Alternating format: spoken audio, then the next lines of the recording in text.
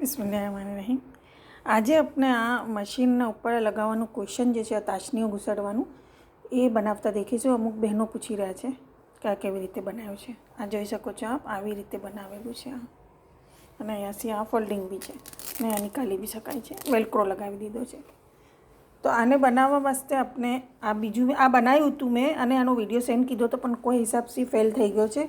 તો હવે આજે મેં પાછું બીજું આમ જ હવે મેં બનાવતા રફલી આપને બતાવી દઉં છું કે આ પટ્ટીની જે લંબાઈ લીધી છે મેં એ 15.5 અને ચોડાઈ 1.5 ઇંચ લીધી છે। હવે આપ આપણા મશીનનું આ જે ચોડાઈ છે એના અનુસાર બી આપ લઈ શકો છો, મેઝર ટેપથી માપ લઈને કરી શકો છો।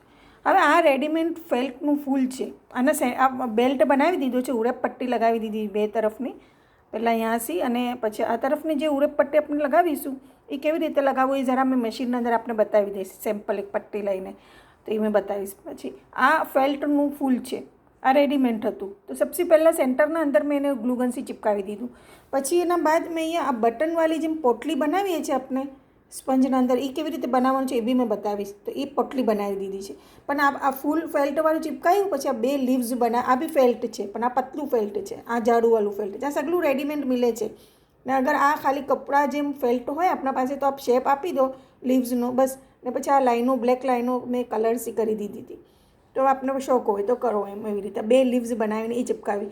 પછી મેં પોટલી ચિપકાવી દીધી છે, આ જુઓ આ વાલી, આ સ્પંજ ભરીને પોટલી, અને પછી આ ઊનનું ક્રોશિયાનું ફૂલ ગૂંથેલું હતું રોઝવાળું એને ચિપકાવી દીધું છે। તો એ ફૂલને આપણે યાથી ગ્લુગન ચિપકાવવાનું, નીચે છે, ઉપરથી ગ્લુગનનો ઇસ્તેમાલ ના કરજો, તો આ તાશનીઓ લગાવવામાં ઘણી પરેશાની થશે, ઇઝી વેમાં લાગી નહીં જાય, તો ખાલી એના પાસે યાથી આપ હાથથી સુઈ દોરાથી ટાંકી શકતા હોય તો બી ઘણું વચ્ચું। તો આ એવી રીતે આ ઇઝી વેના અંદર બનાવી દીધું છે, આ જોઈ શકો છો।